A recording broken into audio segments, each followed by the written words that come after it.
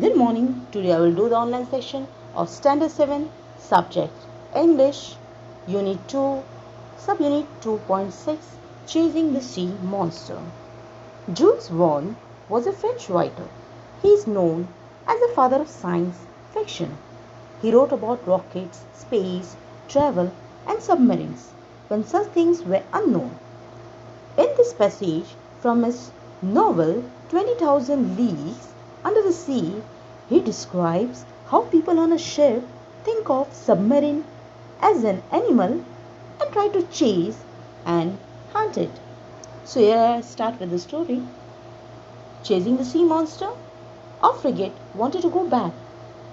Frigate, a small speedy ship used in a war.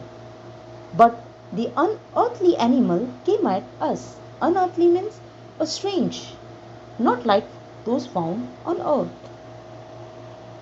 Came at us with a speed double our own. We catch one's breath with open mouth. More stern. Stern means shocked, then afraid.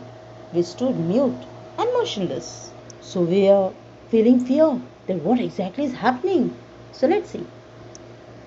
The animal caught up with us, played with us. It made a full circle round the frigate and wrapped us in sheets of electricity that were like luminous dust. What do you mean by luminous? Bright, full of light. At any instant, it could have dashed against our ship. So you can see the image. It made full circle round the frigate. Meanwhile, I was surprised to see that our warship was fleeing. Fleeing means run away, not fighting.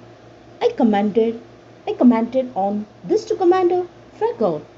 His face, ordinarily so emotionless, showed great astonishment. Astonishment means great surprise.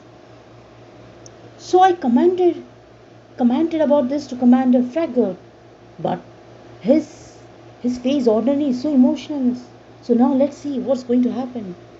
Professor Aronnax narrator, he answered me. I don't know what kind of fearsome creature I'm up against, and I don't want my figure running foolish risk in all this darkness.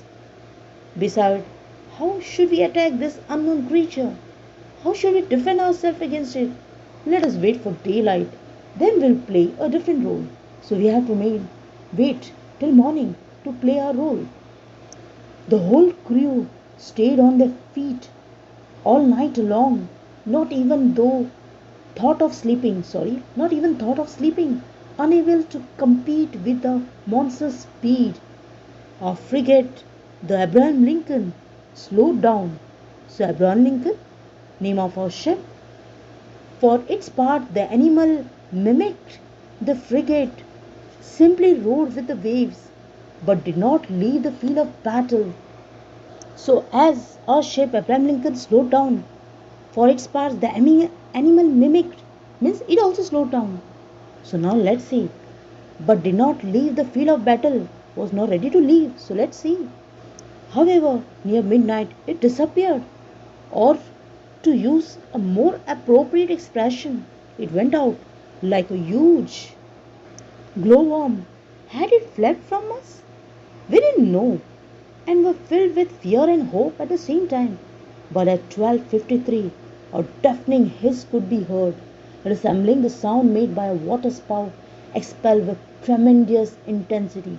Tremendous means very great amount. So now it is almost midnight and a deafening hiss could be heard. Now let's see what's going to happen. By then, Commander Fregout, Ned Land, and I were on the after deck peering eagerly into the darkness. After deck means open deck towards the stem of ship. Tell me, Ned Land, isn't that noise cetacean? Cetacean means marine animals like a whale make when they spurt water from their blowholes. The very noise, sir, but this one's way louder. So there can be no mistake. There is definitely a whale lurking in our waters. Lurking means hidden in our water. They were sure that there is whale. Nearly 2 o'clock in the morning, the core of light reappeared 5 miles away from Abraham Lincoln. We stayed on the alert until daylight, getting ready for action. We are waiting for the daytime. Whaling gear was set up along the railings.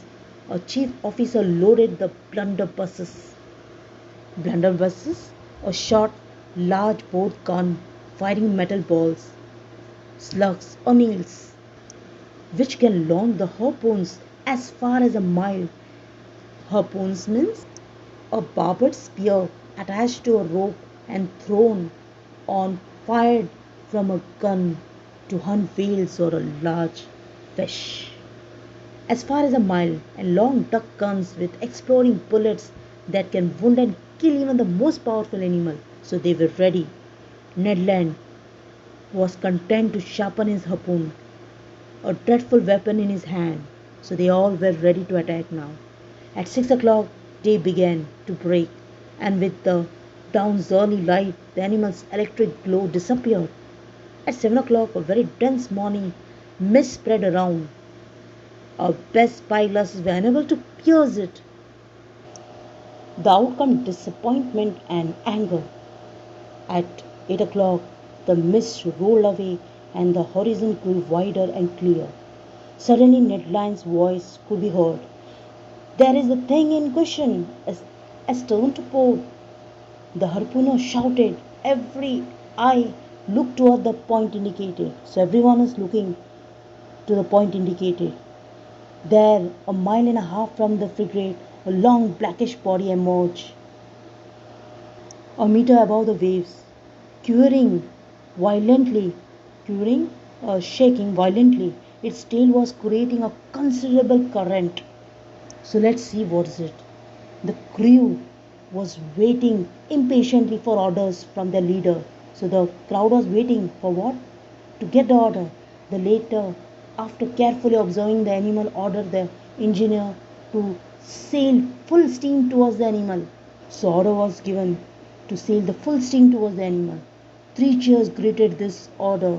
The hour of battle had sounded. A few moments later, Abraham Lincoln headed straight for the animal. Unconcerned, the latter let us come nearer. It caught up a little speed and kept its distance. This chase dragged on for about 3/4 of an hour without the frigate getting any closer to the sea animal.